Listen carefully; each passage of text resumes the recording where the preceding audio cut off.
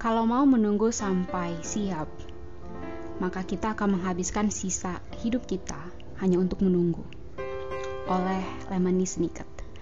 Halo Smarter People, kembali lagi dengan saya, Alfriska Silalahi di channel Smarter Beat.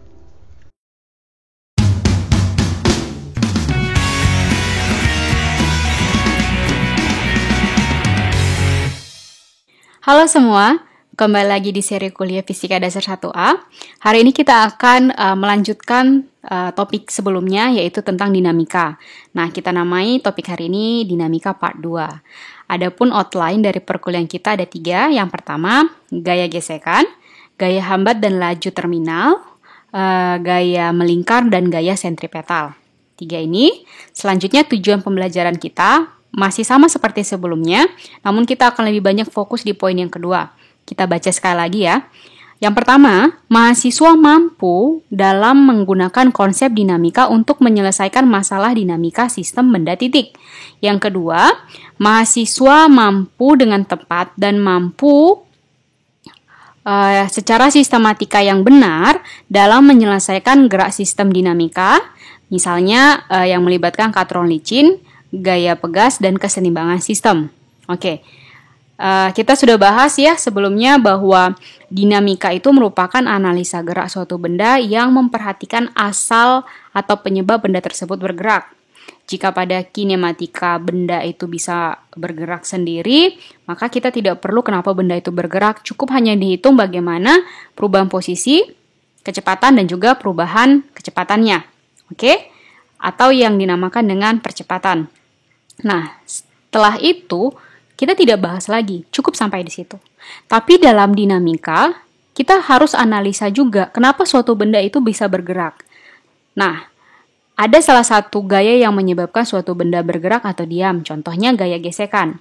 Yang jelas ini adalah gaya kontak seperti di slide sebelumnya. Kalau di slide sebelumnya kan ini termasuk gaya kontak ya. Nah, kita bisa uraikan lagi.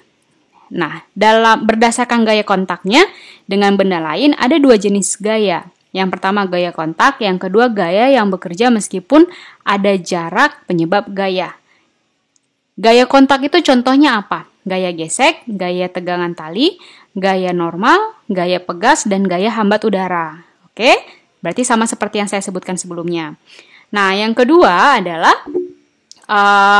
gaya yang bekerja meskipun ada jarak dengan penyebab gaya.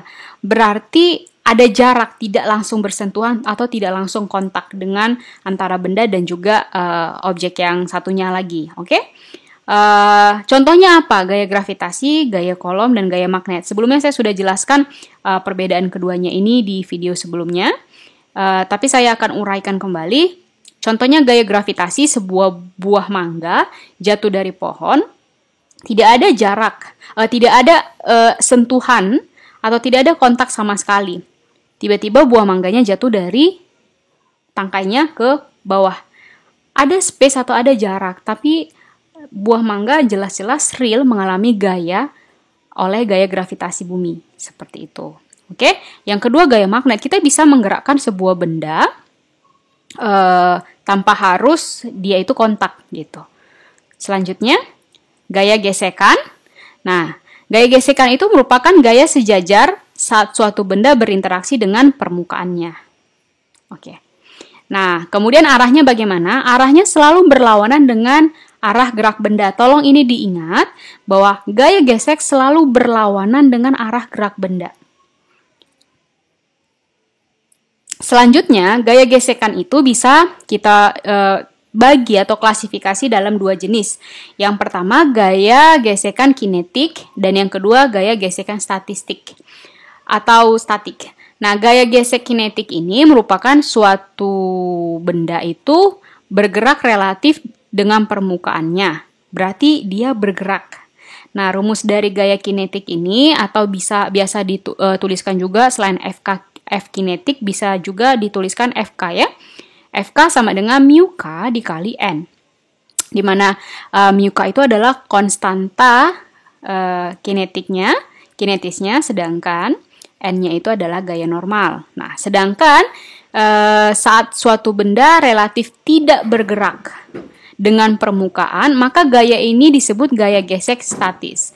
Nah, gaya gesek statis ini bisa dituliskan dalam formula menjadi Fs lebih kecil atau sama dengan mu s dikali n.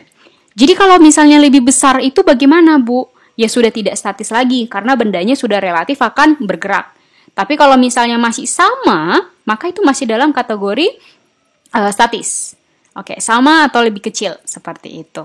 Oke, nah kalau misalnya kita lihat dari kurva gambar berikut, sumbu Y itu adalah magnitude of frictional force atau nilai dari gaya gesek tersebut, sedangkan sumbu X adalah terhadap time atau terhadap waktu. Kita bisa lihat bagaimana besarnya gaya gesek ini, oke? Ini dari 0 sampai ya sesuatu nilainya. Dia naik sampai pada titik tertentu, sudah. Dia akan diam, kemudian dia akan konstan. Oke, di sini adalah maximum value of fx. Jadi fx itu tidak bisa semakin besar, akan ada nilai maksimumnya. Nah, di mana nilai maksimum itu ketika sudah melewati batasnya dia akan drop atau di sini dibikin breakaway, sudah sampai dia konstan.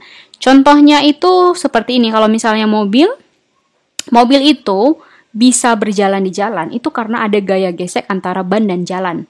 Bayangkan kalau misalnya mobil bergerak di jalan yang sangat licin, saya yakin bahwa dia tidak akan bisa bergerak sesuai dengan kendali kita. Atau contohnya kita saja yang paling sederhana.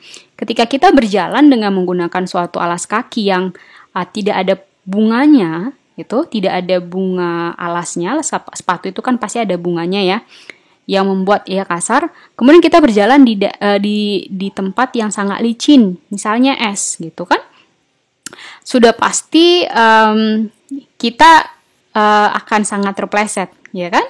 Nah, jadi kalau misalnya ada gaya gesek, kita bisa mengarahkan atau mengatur supaya kita tidak jatuh. Nah, pada saat ada di masa rentan-rentan, bunganya itu sangat tipis gitu. Jadi seperti tidak licin dan tidak licin. Ketika kalian mau jatuh, kalian bisa tahan gitu. Kalau misalnya kalian bisa tahan, maka itu dia belum mencapai titik maksimal. Tapi ketika kalian tidak bisa tahan lagi, otomatis berarti magnitude of frictional force-nya itu sudah maksimal dan akhirnya kalian akan terpleset. Seperti itu.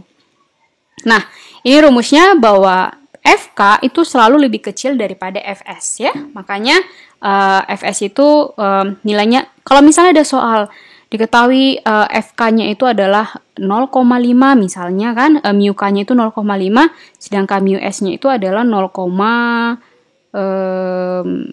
misalnya. Kita bisa langsung definisikan bahwa memang Fs itu selalu lebih besar daripada mu K.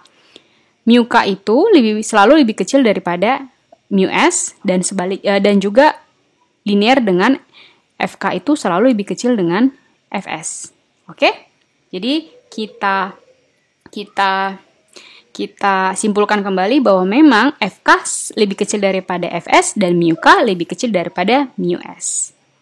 Oke, kita lanjutkan kembali. Ini gambar yang tadi sebenarnya saya sudah bahas, tapi kita akan sedikit lagi ada yang mau saya terangkan. Yaitu di sini adalah maximum value of Fs, di sini adalah Fk is approximately constant, jadi akan selalu mendekati konstan. Kemudian di sini ada gaya gesekan, oke, di sini Fs sama dengan F. Nah, jika Fs lebih kecil daripada Fs, maka benda diam. Tapi ketika misalnya F sama dengan Fs, ketika gaya eksternal sama dengan gaya gesek, maka benda akan mau bergerak. Sudah? Dan ketika F-nya lebih besar daripada Fs, benda pasti bergerak. Seperti itu. Jadi di mana terjadi Fk, gitu kan? Atau gaya gesek kinetik itu di sini. Di sini gaya gesek kinetik statis. Oke? Oke. Ini adalah latihan 1. Sebuah benda memiliki massa 3 kg. Benda tersebut ditarik oleh sebuah gaya horizontal sebesar 10 Newton. Jika koefisien gaya gesek statis dan kinetis antara benda dan lantai adalah 0,6 sampai 0,4. Nah, di sini kebetulan dikasih tahu, tapi nanti Jika tidak dikasih tahu jika koefisien gesekan, nah 0,6 dan 0,4 saja, kita sudah bisa langsung definisikan bahwa yang 0,6 itu adalah statis dan yang 0,4 itu adalah yang kinetis. Oke? Apakah benda tersebut akan bergerak? Gitu. Ini nanti akan kita bahas pada video yang lain. Oke? Nanti akan saya buat di deskripsi video ini pembahasan soal-soal ini. Oke? Yang jelas, ini soal sangat gampang, tinggal kita masukkan rumus yang tadi F sama dengan mu K dikali N. Oke. Nah, ini juga ada soal yang kedua.